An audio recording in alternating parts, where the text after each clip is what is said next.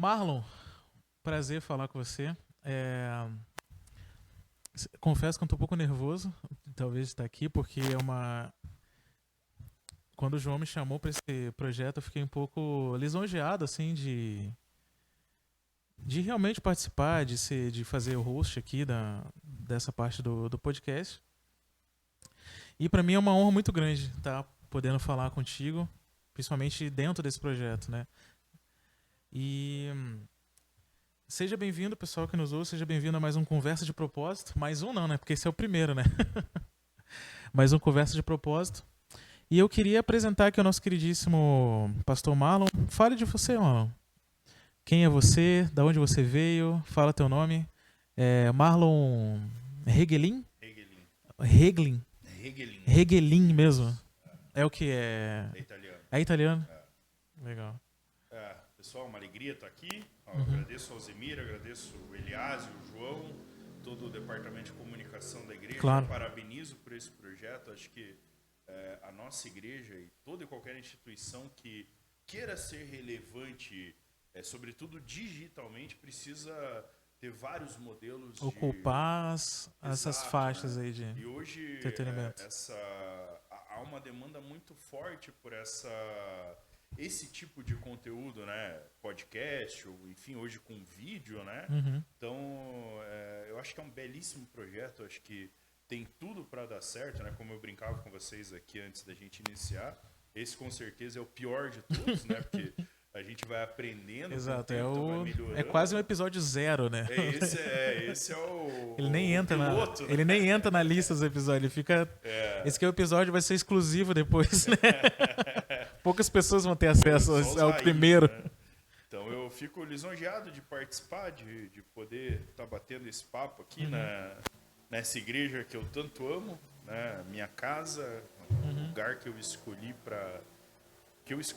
que Deus escolheu para eu estar. Então é uma alegria muito grande. Meu nome é Marlon Regelin. Eu tenho 34 anos. Novo. Extremamente novo. Graças a Deus, né? Me sinto velho, mas assim, cronologicamente ainda novo, na verdade. E eu tô aqui na igreja desde 2017, se eu não me engano. Então já tem uns bons anos aí, né? E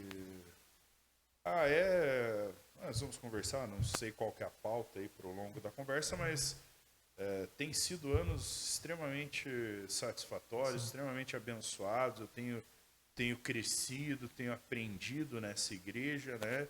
Então eu recebo muito mais do que eu dou aqui, né? Então é uma alegria enorme. Nossa, cara, que legal. Então o senhor é pastor. Me fala como é que é a sua relação com o ensino. Eu sei que o senhor também é líder de ensino aqui na igreja. Como é que tem sido isso para o senhor? Cara, eu sempre gostei muito de estudar, assim, sabe? Sempre gostei muito de ler, muito de aprender, inclusive com vídeo, YouTube, essa coisa toda, né? E quando eu me converti, eu passei a estudar, né? E foi nessa época, em 2017. Então eu cheguei aqui na PIB Piraquara, eu me deparei com uma igreja que já tinha um ensino muito forte, né? Na época capitaneada pelo pastor Jader, pelo pastor Marlon, pastor Carlos também, o irmão Alex. Então eu me deparei com essa realidade que eu não conhecia de outras igrejas, né? Eu frequentei outras boas igrejas, onde tive boas experiências, mas eu nunca tinha encontrado um ambiente onde o ensino fosse tão forte, tão relevante. E aí, quando eu cheguei aqui, isso me despertou a atenção, né? Então, desde aquele momento, eu comecei a aprender. Eu não tinha familiaridade com a Bíblia, eu não tinha conhecimento bíblico, assim. Tipo, era quase nulo mesmo, sabe? Sim. Tinha muito conhecimento histórico, algum conhecimento filosófico e tal, mas bíblico, da parte propriamente, teológica, assim, né? Teológico era quase nulo, né? E aí eu comecei a frequentar primeiro as nossas escolas bíblicas e em seguida, já nos primeiras semanas, os nossos pequenos grupos, né? O PGM. Então eu tive a felicidade de frequentar o PGM, que era liderado pelo Alex também, mas o Ricardo, que hoje é nosso líder de EBD aqui, estava nesse PGM, e haviam outros irmãos ali, onde a gente, claro, fazia o roteiro ali proposto semanalmente dos PGMs, mas sempre se estendia em discussões sadias, né? Conversas assim. E não por acaso o nosso PGM era nas sextas-feiras, porque aí a gente podia ir. Literalmente virava a noite conversando, batendo papo e tal. E eu fui, assim, absorvendo aquilo ali, sabe? Tirando dúvidas, perguntando, sugando aí da galera. Literalmente. E aí já nessa época a gente fez o trilho também, que foi muito importante para mim, né? E então o meu gosto pelo ensino a nível de igreja, ele aconteceu aí. Claro, eu já tinha experiência, eu dava aulas. Tinha um início aí fora da igreja, isso, no caso que só uniu o útil ao agradável. Exatamente, daí Deus usou isso para me transformar aqui, né? E fazer eu desenvolver isso que hoje é uma realidade, né? Então começou muito de maneira muito despretensiosa, assim. Eu não imaginava ser pastor, nunca me passou isso pela cabeça. Assim. Professor de EBD, o Alex falou, Marlon, ano que vem tu vai colocar para dar aula de EBD comigo e tal. E isso eu vislumbrava, eu tinha esse desejo, né? Sim. O primeiro ministério que eu servi, na verdade, foi o Louvor, lá na época do pastor Marlon, né? O outro pastor Marlon Freitas. Eu comecei a servir no Louvor e daí logo depois eu comecei a servir no Ministério de Ensino. Primeiro com os catecúmenos, né? O pessoal que faz se prepara para batismo, né? Foi a primeira classe que eu ministrei aula. E aí, em seguida, daí as coisas foram acontecendo naturalmente, né?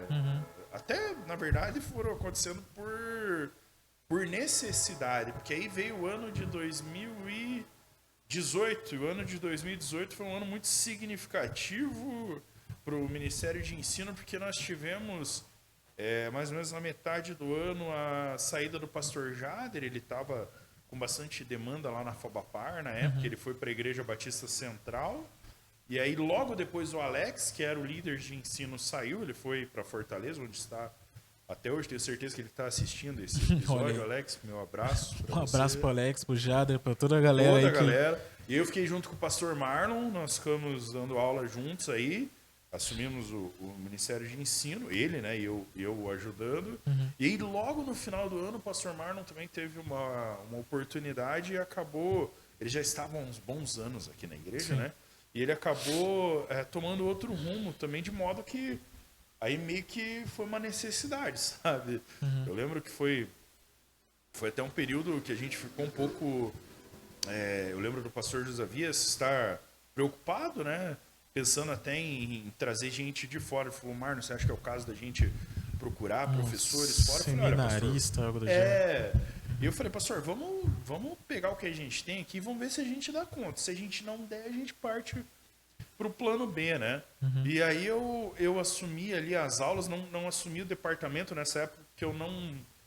eu sempre disse para ele, e continuo achando assim, que o departamento de ensino da igreja e o departamento pastoral, aí por óbvio, precisam ser tocados por pastores, né? Exceto num caso de que não haja essa condição do departamento de ensino. O pastoral é pastoral óbvio que precisa ser por pastores. Então eu não me senti confortável. Daí o pastor Josavias ficou líder desse departamento e eu fiquei ali sob a tutela dele, mas ele me deu sempre autonomia. Toda a autonomia, assim, né? O pastor Josavias é um pai para mim na fé, eu devo muito a ele. Mais a ele do que eu devo é para Cristo, né? Porque tirando isso, o pastor Josavias eu devo muito a ele. E aí ele me deu condições de exercendo esse papel, cuidando das EBDs. Na época a gente tinha o seminarista Rubens, que nos ajudava muito, o Matheus Lapchensky, outra bênção na nossa vida. Tinha a irmã Marinette, que dava aula aqui embaixo. Então a gente tinha ali bastante gente que nos ajudava, sabe? Mas eu comecei a coordenar dessa forma, né? E aí... Logo em seguida veio o desejo, já havia sido despertado antes, mas ali isso ficou mais latente, foi o desejo de cursar teologia, né? Se eu estiver falando muito, você me interrompe. Não, cara, vai aí que a gente vai costurando. Eu fui. Daí eu conversei com o pastor Josias, ainda não tinha esse desejo de ser pastor, eu queria ser professor. Uhum. Né? Sempre digo que esse é o meu primeiro ministério. Assim, Deus me chamou para primeiramente ser professor. Né? Uhum. E eu falei, poxa, já que eu estou exercendo isso, vou me preparar. Né? E aí eu visitei algumas instituições e tal. E daí fui conversar com o pastor Josias, mas para efeito de simplesmente informá-lo, né? Uhum. Até eu ia fazer teologia numa outra instituição, daí o pastor Josias falou, não, Marlon, vá fazer na Fabapar, né? Que é importante e tal. Eu acho que ele tinha já uma visão que eu não tinha ainda, né? Uhum. E daí ele me encaminhou para a Fabapar e eu iniciei os estudos lá. E logo em seguida já comecei a também... Fiz uma pós-graduação. Eu tenho uma outra graduação, né, de há muitos anos atrás.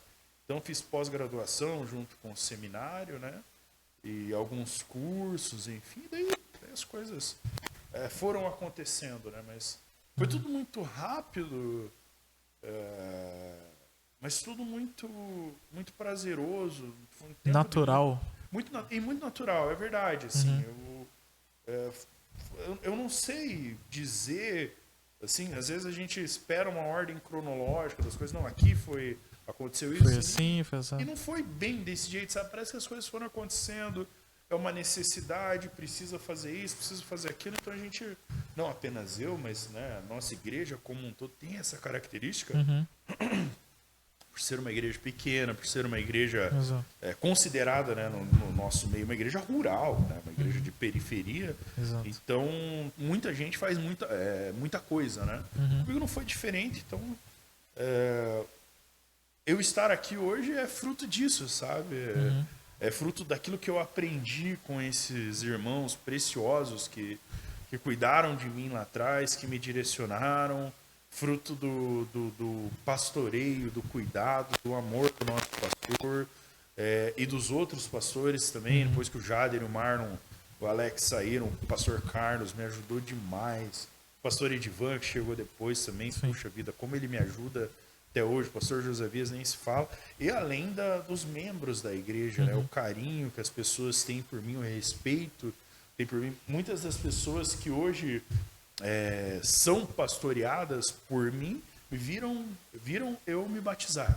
Né? Eu não lembro com quem que eu falava. Acompanharam sua trajetória praticamente, toda, né? Viram toda. A sua evolução dentro. Isso, a Wanda, eu estava falando com a Wanda esses dias, a irmã Wanda, e ela está no PGM que eu tô auxiliando hoje. A Wanda viu eu me batizar, viu eu ir para o seminário, viu eu ser aceito como pastor local aqui na igreja, né? Então isso é muito bonito, sabe, Alzemir? Porque nem sempre as instituições, eu não estou falando apenas de igreja, mas... Todas sabe, as instituições de uma forma geral. Assim, isso, sabe aquele ditado que diz que santo de casa não faz milagre? Exato. Né? Então, muitas vezes as pessoas são rejeitadas nos lugares onde elas se formam, onde elas se desenvolvem. Ali, né? E comigo, graças a Deus, tem sido muito diferente, sim. Eu tenho sido muito abençoado pelos irmãos, o carinho, o cuidado, o respeito dos irmãos comigo, com a minha esposa, né? Então é um privilégio. Eu sempre digo que é um privilégio fazer parte dessa Eu fico muito, muito impressionado assim de ver uma trajetória relativamente curta, porque a gente está comemorando agora o 91º aniversário da igreja. Então é quase um século que essa igreja tem de bagagem aí. E eu acho muito interessante que dentro desses 90 anos, qual é a porcentagem desse tempo que você está aqui? E olha como o plano de Deus é interessante. Trouxe uma pessoa, pelo que eu te conheço, você não teve experiência em outra igreja anterior a essa. Eu frequentei, assim, mas eu não me considero nem convertido nessas outras igrejas. Entendi. Foram bênçãos na minha vida, eu tive momentos lá significativos, mas foi aqui que virou. Isso foi escalando, foi né? Aqui. Então daqui a pouco você era um membro, daqui a pouco você se batizou, daqui a pouco você estava assumindo o ensino, daqui a pouco estava numa faculdade. Isso. Né? E eu achei interessante também, eu cheguei aqui também foi um pouco depois dessa época que você entrou. E eu percebi que até durante a sua trajetória na faculdade, as pessoas já te reconheciam como pastor. Sim. Eu achava isso muito interessante, porque olha como isso funciona como uma resposta a um chamado, por exemplo. Eu acho isso muito legal, assim, das pessoas automaticamente reconhecerem essa... Não diria autoridade, mas essa notoriedade. O chamado, né? Essa notoriedade que existe na sua vida como líder, né? Como pastor. E recentemente você assumiu também a juventude. E como é que está sendo isso? Como é que está sendo equilibrar aí o ensino com os jovens? Como é que está sendo para o senhor? Está sendo um desafio, mas um desafio muito prazeroso, assim, sabe?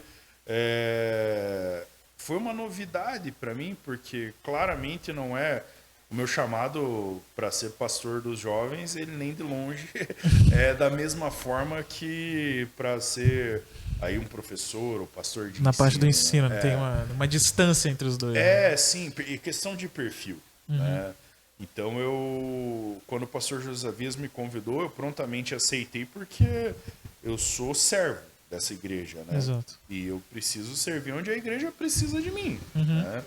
Claro, dentro das minhas possibilidades. Né? Se pedir para eu ser líder de louvor, não vai dar certo. Mas dentro das minhas possibilidades, e ser pastor é pastorear, então, e aí independe, né, do local, do grupo específico, né? Claro que a gente sempre tem mais facilidade com um ou com outro.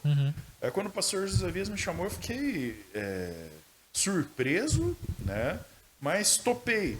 E topei quando eu aceitei esse convite, foi já pensando num trabalho em equipe, sabe? Sim. É claro que isso acontece no Ministério de Ensino também, mas no Ministério de Ensino você precisa fazer para trabalhar, para servir no Ministério de Ensino, demanda ali algumas características que são muito particulares, né? E no Ministério de Jovens, na juventude, isso já é um pouco mais flexível. Exato. Né? Então eu tenho várias pessoas que trabalham comigo no departamento de jovens que hoje, pelo menos, não conseguiriam trabalhar no departamento de ensino, mas que fazem um trabalho excelente com a juventude. Na juventude. Então eu conversei com algumas pessoas que eu julgava importantes, falei, olha, eu preciso da ajuda de vocês para somar comigo e tal. Sim. E isso tem acontecido, sabe? Então tem sido muito gratificante. Tem sido um aprendizado enorme, tem sido um prazer, né? A Rafa tem dividido isso comigo assim de maneira extraordinária. Ela realmente abraçou, a Rafa, minha esposa, né? Para quem não sabe, ela abraçou esse grupo, né? Então tem me ajudado muito. A irmã Liana tem sempre se colocado à disposição. O Eliase tem se colocado à disposição. Você tem se colocado à disposição. E eu fiquei muito feliz quando eu vi a Rafa aqui ativamente, assim, sabe? Eu fiquei muito feliz, cara, dela abraçar o projeto junto com você. Eu achei muito legal Se isso. você ficou feliz, imagina eu. Porque assim, a Rafa, ela tem qualidades ótimas, ela é uma mulher extraordinária, assim, mas ela nunca quis o microfone, ela Exato. nunca quis pregar, ela nunca quis falar, sabe? E aí a gente teve uma situação onde eu não conseguiria estar em dois lugares ao mesmo tempo. Eu falei para ela, falei, amor, essa semana você vai precisar falar para os jovens, porque, entendeu? E foi um dia antes, assim, ela foi para a Bíblia, tirou umas dúvidas comigo, olha, eu vou falar disso, me explica. O que você acha? E eu expliquei para ela e ela veio, assumiu a bronca, falou assim, e ela gostou, né? Então, eu disse isso para ela, mas ela se convenceu sozinha. Isso é o Espírito agindo. Exato. Entende? Ele transforma você para uma coisa que você talvez não tenha condições, o Espírito dá. Às vezes você não enxergou em si mesmo aquilo. E aí foi muito legal, foi muito bacana, e ela gostou, foi prazeroso. O feedback do pessoal que estava aqui, eu não assisti, né, porque eu estava com os outros jovens lá em cima. O feedback foi muito positivo. Sabe? Legal.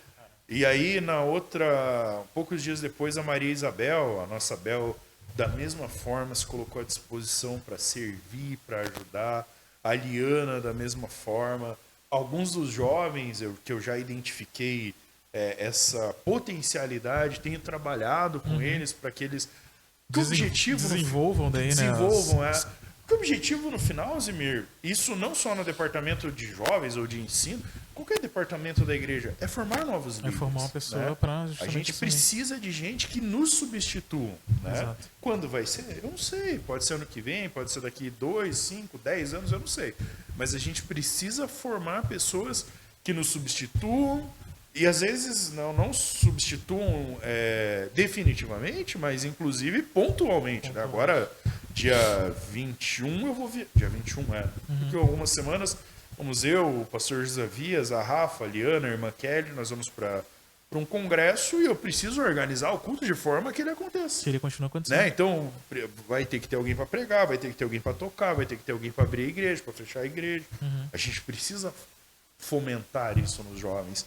E dar responsabilidade para eles é excelente, porque eles respondem.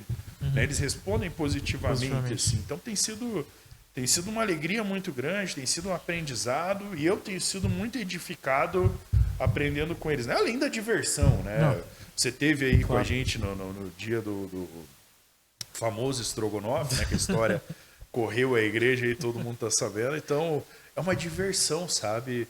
É aquela coisa de vir para a igreja, de ouvir a palavra no momento da palavra, de ouvir os louvores no momento de louvor, de orar no momento de orar, mas também de se divertir. Claro. Né? A gente tem espaço para isso, para que seja agradável, para que seja prazeroso. Então, Deus tem feito coisas extraordinárias, assim, sabe?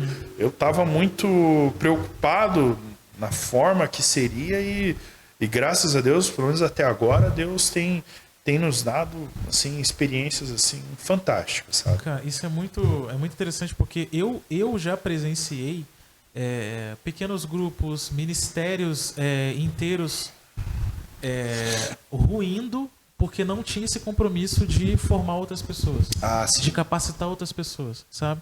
Então, muitas vezes, vários ministérios ficavam... girando em torno de determinadas pessoas. Centralizado. Né? Sabe? E não deixavam que as coisas fluíssem sem essas pessoas, sabe? Eu acho muito legal essa questão, essa cultura que existe na igreja de justamente estar sempre trazendo pessoas para liderar, para assumir novos isso faz sentido até com a visão de evangelho, que é você fazer discípulos. Isso, que é você fazer pessoas que possam te substituir e ser melhor do que você. Né? O próprio Cristo fala, vocês vão fazer coisas maiores. Isso. E quando a gente olha para Cristo, a gente fala, pô, mas como, né? O que eu vou fazer melhor do que isso? Sabe? Então, é muito legal, cara, ver como o impacto da igreja na sua vida, principalmente, é interessante. Sabe? Isso é muito, muito legal. E a nossa ideia nesses primeiros 3 episódios é trazer os 3 pastores, começando contigo, para justamente enxergar essa diferença que teve antes da PIB e depois da PIB. Sim. Sabe? Sim. E eu tenho certeza que várias pessoas devem sentir isso. Sim. Sabe? Eu senti isso, porque eu passei por várias igrejas, assim. Pra você ter uma noção, eu nasci na Assembleia de Deus. Né, quando eu era lá no Rio de Janeiro, lá no interior do Rio de Janeiro. Aí depois que a gente se mudou pro sul, a gente foi, por incrível que pareça, para uma presbiteriana. Então a gente saiu da água pro vinho. Uma coisa completamente diferente, assim. E aí e ali na presbiteriana eles tinham um compromisso muito grande de trazer, de falar da palavra, de tudo mais, de ter já começou essa questão do ensino, também era muito forte lá. Muito forte. E as pregações que o grandiosíssimo pastor Raul, né, foi um homem santíssimo, assim, que eu conheci. E ele era um cara de uma inteligência e uma envergadura moral, assim, maravilhosa, assim. E ele era o típico pastor presbiteriano. Era uma pessoa extremamente calma, extremamente paciente, que trazia... Ele ia lá no original para daí trazer uma reflexão acima disso. Aí depois eu me mudei da cidade quando eu cheguei lá, né? Eu morei em Balsa Nova um tempo. Aí eu fui para Campo Largo. Aí no Campo Largo, meus pais, eles simpatizaram com uma igreja lá, um ministério, uma igreja, aquelas igrejas que não tem muita bandeira, é só uma portinha ali, quase que uma casa de oração. E ali eu fiquei um tempo também. E depois que eu conheci a minha esposa, né, eu vim morar em Piraquara e vim para cá. E por incrível que pareça, aqui foi um dos lugares que eu me senti impactado por essa cultura de formação de líder. Essa cultura de ministérios sólidos, de você... O culto tem que ter um louvor, ele tem que funcionar dessa forma, sabe? Dessa preocupação litúrgica que existe e com as pessoas.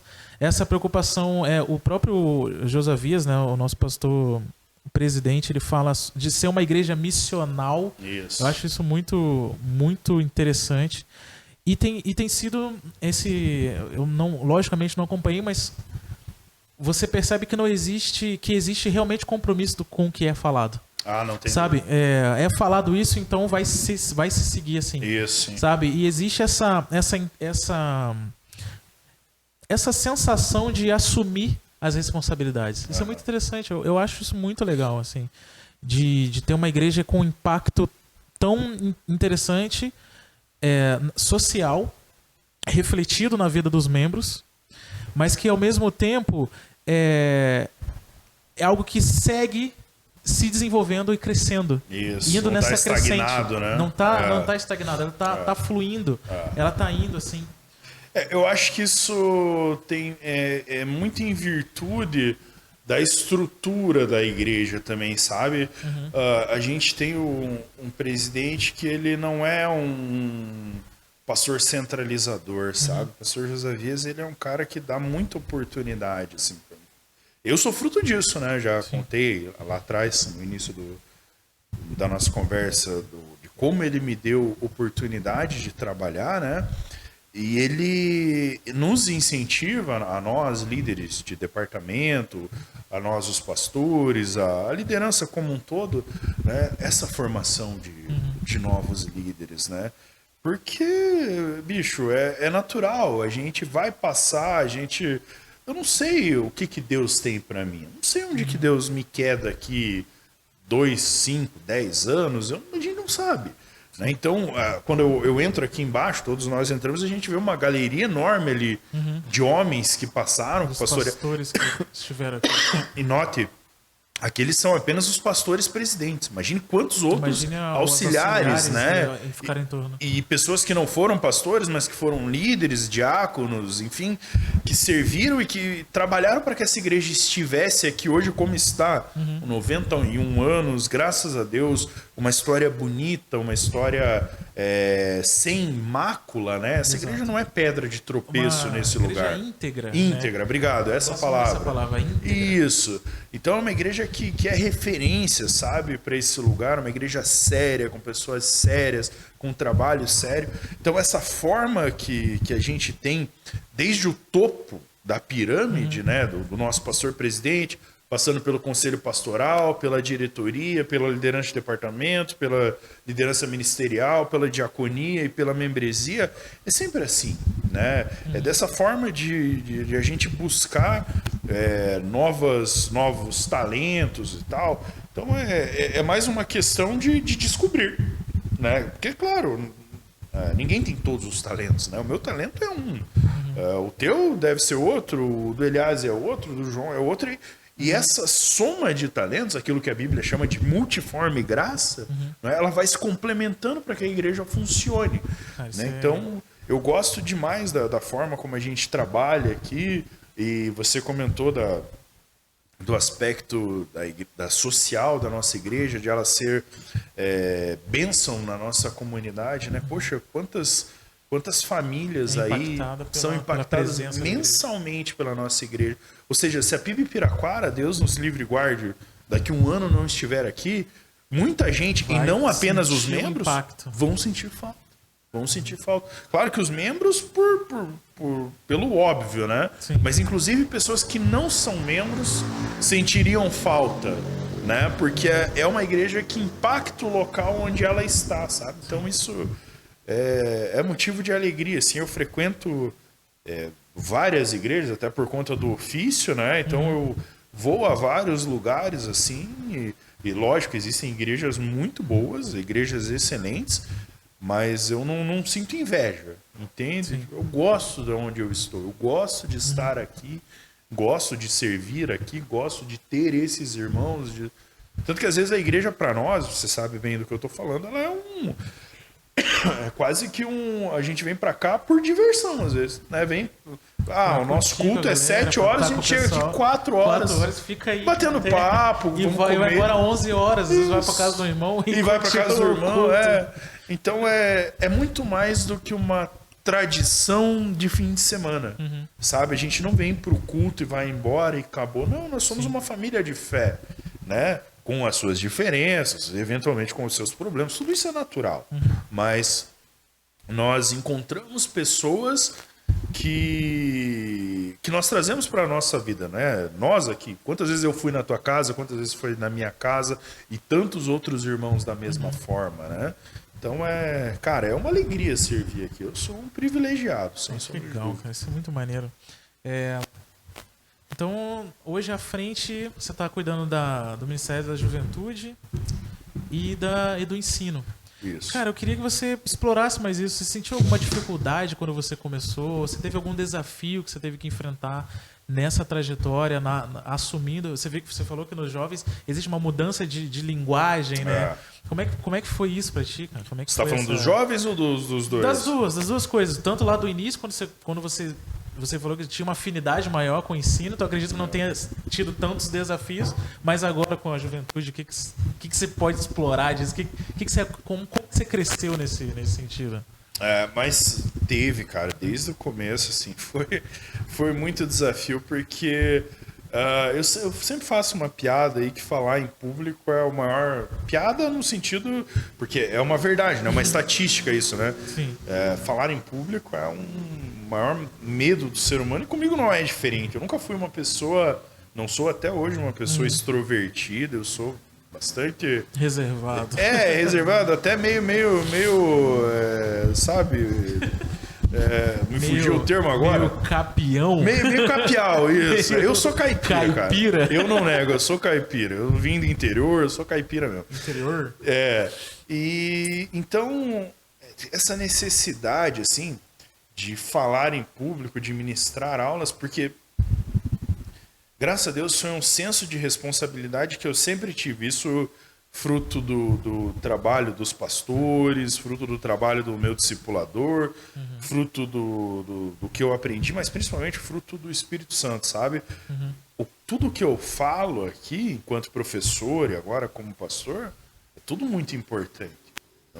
Eu posso errar, mas jamais por negligência, né? Eu tenho que me preparar para aquilo que eu vou fazer. Então, eu lembro que eu preparava as aulas, trazia tudo escrito, assim, e tinha medo de fugir do script, porque, claro, naquela época... Causava uma insegurança também, Total. E naquela época, a minha bagagem de conhecimento, de entendimento, não era da forma que é hoje. Claro, tem muito a aperfeiçoar ainda, mas com o tempo você vai adquirindo, né? Exato. E naquela época ela era muito limitada, então eu tinha medo de errar, de acabar falando alguma bobagem, alguma heresia, assim, enfim, né?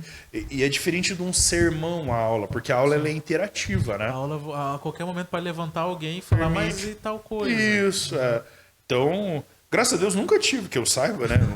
Aí os irmãos precisam responder. O pessoal ficou silêncio, né? Não vou questionar o... Mas eu acho que eu nunca tive grandes problemas, assim, de falar algum absurdo e tal, não que eu me lembre, né? Então teve esse desafio aí quando o pastor Josias me convidou para começar a assumir o púlpito também, pregar. É um desafio muito grande, né? Mas você diz em relação a, tipo assim, insegurança? Também, mas falar em público. A preparação do sermão, sabe? O sermão, ele tem uma característica muito própria, né? Porque o sermão ele tem que ter um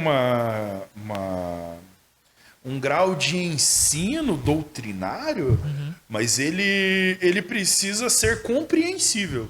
Sim. Né? E note, quando a gente vai pregar, a gente prega a Bíblia, afinal, são textos de no mínimo 2000 anos atrás. Escritos num contexto absolutamente distinto desse que nós estamos Cultura vivendo. completamente outra, né? Uma cultura completamente distinta, num idioma que hoje nem existe mais, né? Então, trazer tudo isso para nossa realidade é um desafio. E quando você está começando, é um desafio muito maior, né? Então, todas essas situações, claro, me deixaram com algumas noites sem dormir. Né? A bem da verdade, até hoje, assim, a semana que eu vou pregar é sempre uma semana de preparação. Eu sou diabético, né? Então eu morro de medo de passar mal no púlpito, porque eu passei mal uma vez no púlpito. Isso criou uma lembrança. Mas o que aconteceu? Você ficou fraco? Você... Cara, não, eu. Tonteira? Agora a gente começa a contar as histórias, né? Foi num culto sábado, o pastor Carlos, ele ia estar fora, ele pediu para eu pregar. E na sexta-feira, a Rafa tinha feito um yakisoba. Yakisoba, você sabe bem, puro shoyu, né? Shoyu à vontade. E eu tenho hipertensão, eu sou hipertenso e diabético. O combo.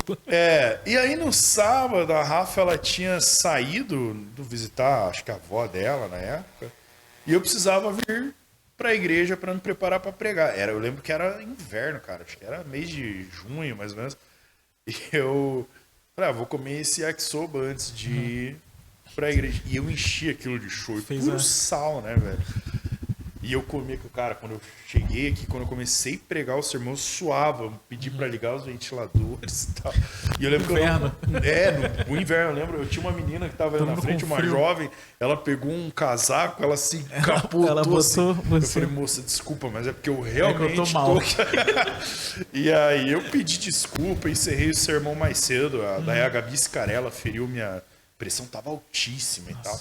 Então, isso criou. Eu sou ansioso, né? Tenho de já criou um gatilho, criou um gatilho, né? Nossa, eu vou subir lá, minha pressão vai aumentar, não vou conseguir pregar. É terrível isso. Então, quando eu vou pregar, a Rafa até brinca. Ela fala, poxa, eu acho que eu vou pedir pro pastor Josavias colocar você para pregar todo domingo, que aí você cuida da tua saúde.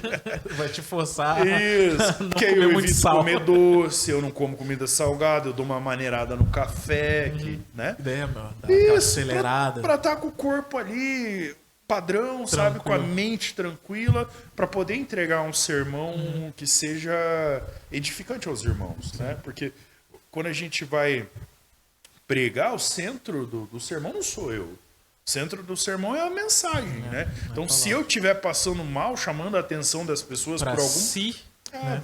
vai ser ruim, né? Então, eu não preciso... Eu e nenhum pregador, nenhum orador, ele quer que a atenção esteja nele, mas esteja na mensagem, né? Então, isso foi um desafio muito grande, né? E, claro, com o tempo fui aprendendo, fui ganhando prática, né? Então, hoje, graças a Deus, vai dando familiaridade, né?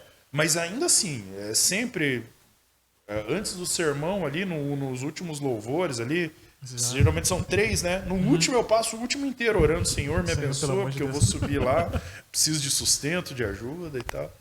Mas é bom, eu aprendi isso com o Josavias também, sabe? De a gente não se sentir suficiente, de saber que aquilo é muito grande, que aquilo é muito sério. É muito maior do que você. É muito maior. E é o que eu sempre digo, eu já proferi aula e palestras fora da igreja, no contexto empresarial, enfim. E o que eu falo lá, se eu falar uma bobagem, ela tem um impacto ali momentâneo, talvez financeiro, talvez de recurso humano e tal.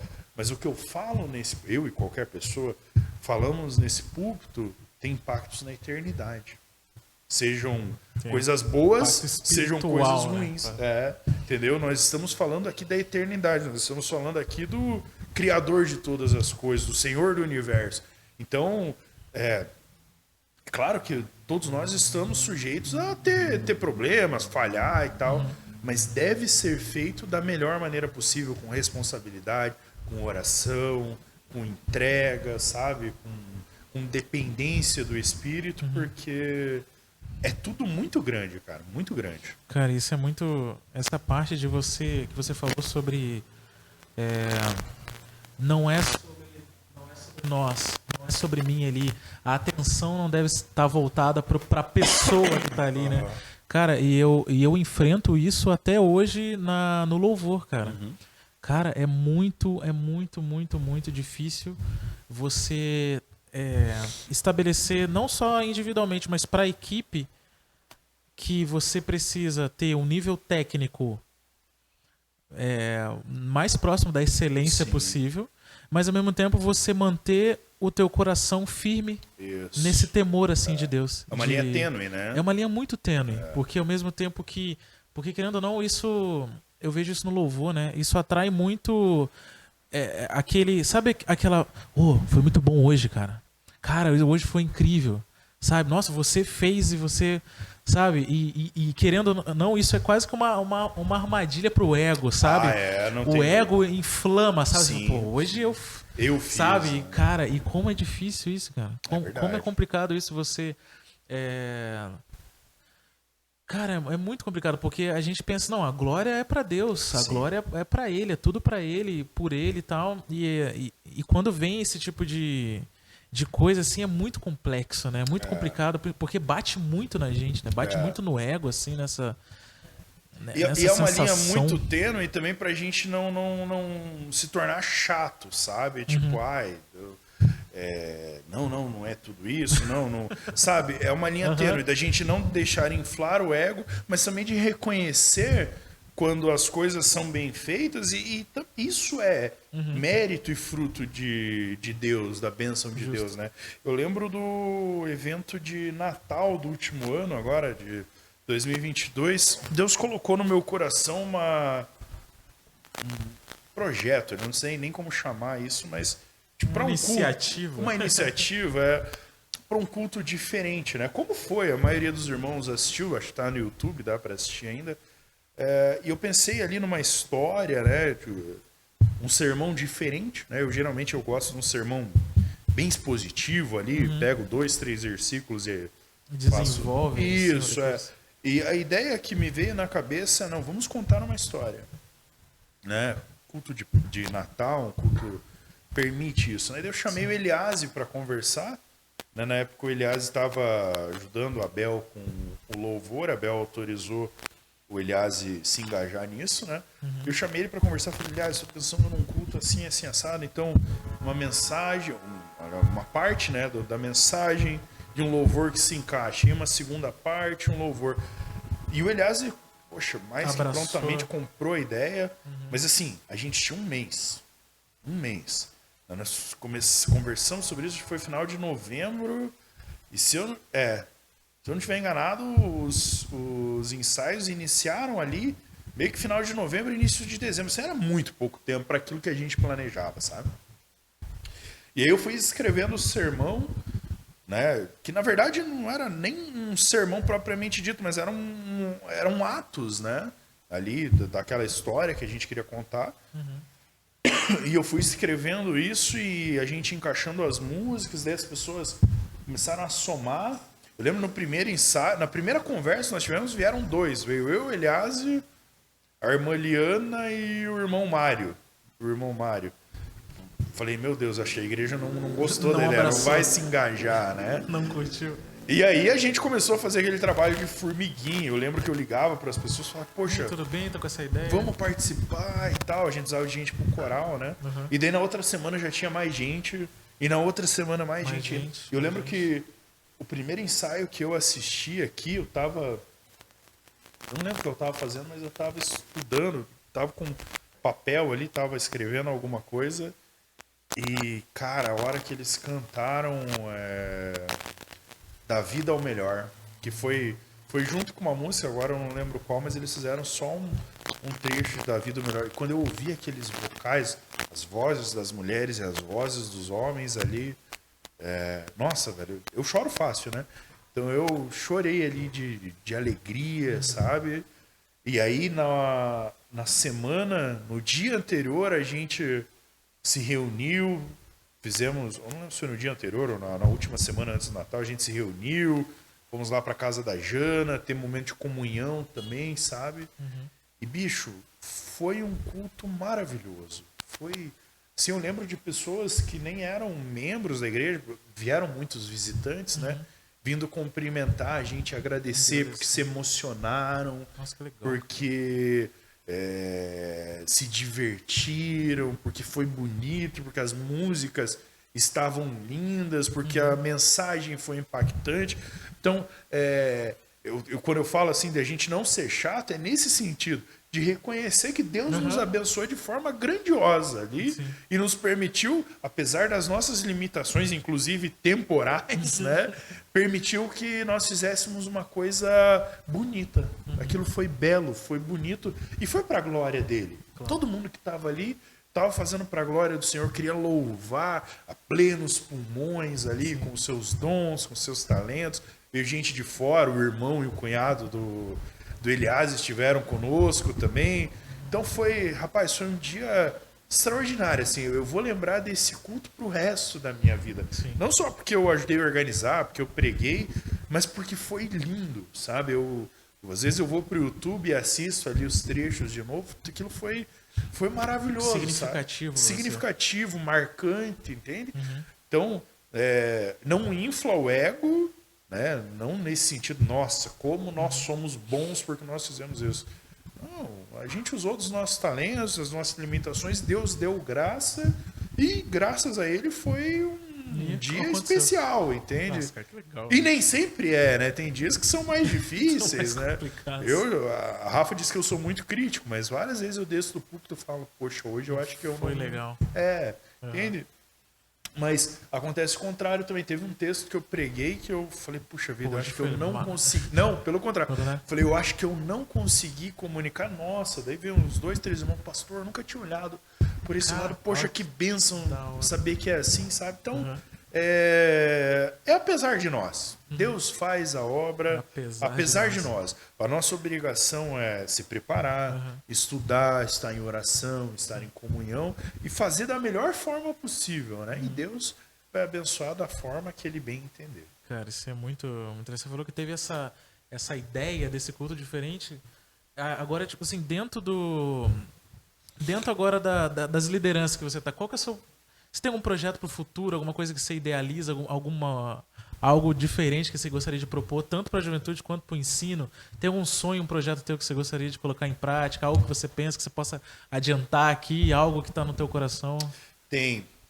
Para a juventude, a primeira coisa é fortalecer os nossos jovens. Nós vivemos tempos muito complicados, né?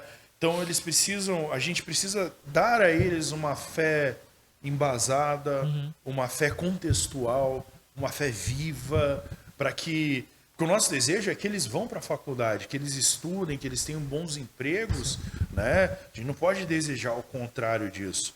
Mas o nosso desejo ao mesmo tempo é que quando eles forem para a faculdade, muitas vezes encontrarem um ambiente ali que é desfavorável à nossa fé, e eu já vivenciei isso também, que eles permaneçam firmes, que a fé deles seja bem embasada, que eles, sim, sejam questionadores, né? Mas que eles entendam a verdade de Cristo, sabe? Então, com os jovens, o objetivo principal é esse: fortalecer a fé e, claro, crescer, né? Nós temos um ministério de jovens que tem muito para crescer. Piraquara é uma cidade onde muitos jovens ainda precisam conhecer a Cristo, precisam, né, se aproximar dele. Então, o desejo é esse. E já no campo do ensino, eu não diria que é nem só no campo do ensino, é pastoral, é pessoal. Poxa, eu tenho muita vontade de organizar alguma coisa no aspecto educacional. Eu frequentei várias igrejas, sabe, Alzimir? Eu tive um tempo no Bola de Neve quando eu era jovem, e aquilo para mim foi muito abençoador, sabe? Foi um tempo precioso ali, onde eu vi a forma como eles utilizam do esporte para impactar vidas, sabe? Quase como uma ferramenta missões ali. Né? Cara, literalmente, assim, o esporte para eles é missional mesmo, sabe? E eles usam muito disso, né? Então eu acho que o esporte é uma ótima ferramenta.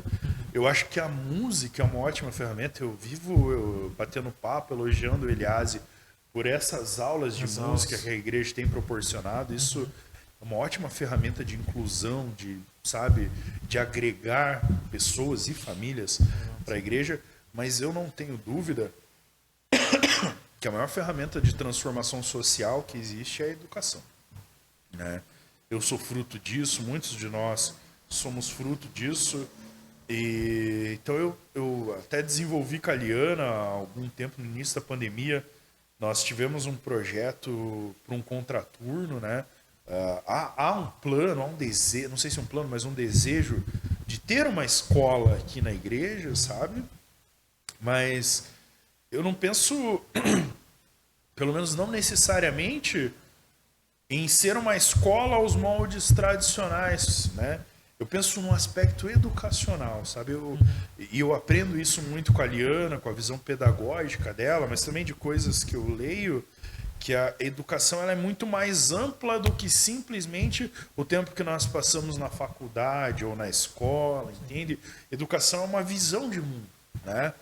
De como aprender as coisas, né? Eu tenho as minhas convicções acerca disso e tenho sim o desejo ainda de fazer alguma coisa. Não sei muito bem o que, né? Preciso estudar mais, preciso conhecer mais, preciso pensar nos modelos, ver o que está sendo feito aí fora, o que está dando certo e tal. Mas é uma coisa que está no meu coração há muito tempo, que eu não esqueci, não deixei passar, e que, sabe, de vez em quando vem aquele incômodo, assim, aquele incômodo santo, né? Tipo, rapaz, isso precisa ser feito, sabe? Porque não existe ferramenta melhor, socialmente falando, né? Aqui estou falando do aspecto social, tá? Não do aspecto espiritual. Sim. Espiritual é igreja, é culto, é louvor, é oração. Mas pensando como ferramenta, assim, uma coisa mais ampla e missional, como a gente gosta de dizer, algo voltado para a educação. Isso está muito no meu coração. Assim. Ah, que legal. Que Deus abençoe, cara, que a gente consiga botar isso colocar isso em prática mesmo. Amém, sabe? amém. Você estava falando sobre os jovens, de fortalecer os jovens, e eu tenho uma preocupação muito grande em relação a como a ideologia ela tem preenchido o espaço da teologia. Sabe? E esses dias eu ouvi uma frase, eu não sei exatamente quem disse ou aonde eu ouvi, mas é que o que a igreja não preenche com teologia, a ideologia está pronta para preencher. Não tenha dúvida. Está prontíssima para preencher. Se você não sabe o que você é, Isso. a ideologia está pronta para encaixar em cima ali exatamente o que você é. Isso. Sabe? E eu acho que eu acho muito interessante porque o tema da nossa juventude atualmente é a identidade, né? De você realmente saber quem você é. E, cara, eu digo que é muito complicado, eu falando como jovem, não sei se... Acho que tenho 25 anos. Eu preciso ser jovem, então você tem que ser também. E eu acho... eu sinto isso, que existe uma força, tanto midiática, tanto em relação às redes, de tentar realmente responder às dúvidas dos jovens sempre com ideologia. E assim, existe eu acredito que deva existir um compromisso da igreja em realmente em tampar esses buracos que existem como posso dizer, na vida do jovem. Sim. Certo? E eu sinto também que falta muito convicção. Sabe? Uma fé convicta, sabe? Que não tenha meias palavras, sabe? Que diga que aquilo e não deixa de ser. E eu acredito que isso seja, pelo menos eu enxergo, não só aqui na igreja, mas de uma forma geral, que esse deveria ser um ponto focal nosso, né? Como cristãos, assim, e sempre tentar responder essas dúvidas com teologia, sabe? O que você pensa acerca disso? Se tem um exemplo, alguma coisa, algo que a gente consiga, não sei, perceber hoje que a gente precisa combater alguma coisa prática que você observou aqui e que talvez isso te incomode alguma coisa, não sei, desenvolver sobre isso. Esse tema, essa temática ideologia, ela está muito em voga ultimamente, Sim. né? E tem surgido, cada dia, novas ideologias umas mais malucas do que as outras, né? E de fato, para o jovem, é difícil, principalmente se ele não tiver um bom embasamento, é difícil saber quem está certo, né? Eu tenho um caso que uma mãe de uma ovelha minha do Ministério de Jovens me procurou, falou: pastor, vocês ensinam aqui na igreja, na EBD, sobre Deus, e nos sermões e tal. E minha filha vai para a escola e o professor de história dela diz que Deus não existe. Primeiro que eu fico pensando, eu não conheço a ementa da aula ali, né? Mas em que parte da história isso está encaixado, né? Porque a quem interessa dizer isso, né? Claro, o rapaz ele tem o direito de ter a opinião dele. Isso nem entra em discussão, mas pelo que a mãe me deu a entender, é um assunto insistente que vem sendo tratado insistentemente nas aulas de história. Se fosse na filosofia, numa aula de filosofia, até cabe. faz sentido, né? Filosofia é para essas reflexões. Questionar esse questionamento. Né? Eu estudo filosofia, inclusive. Estou me graduando em filosofia também. Então é um tema pertinente. Agora, na aula de história, né? Pra quê, né? Então, provavelmente entra nisso que você falou, no aspecto ideológico. Esse professor ele tem uma posição que é dele, ele tem todo o direito de tê-la, mas ele está usando da sua posição da cátedra, que é um lugar sagrado, né? Para influenciar aquelas crianças, aqueles adolescentes, uma posição que deveria ser só dele naquele contexto, né? Então, nós como igreja, nós temos que ter essa preocupação. Como nós estamos respondendo às questões que estão postas aí na nossa sociedade, né? Quando eu assumi o departamento de jovens, eu fiz uma reunião com aqueles que eu trouxe para perto para me ajudar e eu coloquei como regra e eu vivo reforçando isso para eles. Gente, aqui não tem pergunta proibida. Os nossos jovens, eles podem fazer qualquer pergunta. Qualquer pergunta, pastor? Qualquer pergunta. E aí nós vamos ter que se virar para responder. Porque isso pode parecer um pouco chocante, sabe, Alzimir? Mas a questão é, se eu não responder, o traficante lá na esquina está disposto. Ele vai responder. Se eu não responder, os ideólogos vão responder com certeza. Sabe, se eu não responder, as pessoas mal intencionadas vão responder. Né? Então, a gente precisa ter essa cultura de responsabilidade, de entender as dúvidas sem fazer chacota, sem fazer pouco caso, inclusive, porque muitas vezes são dúvidas pertinentes que para nós, hoje, adultos, com uma mentalidade já formada, com as convicções bem estabelecidas, talvez elas possam até parecer supérfluas. Parecer infantil, né? Isso, infantil. Mas para eles não são. Né? E o foco está neles, não em mim. Né? Em nós, como liderança. Né? Então a gente precisa responder isso. Né? Uma temática que eu gosto muito, comecei a aprender lá com o pastor Jader, quando eu entrei aqui na igreja, é a cosmovisão.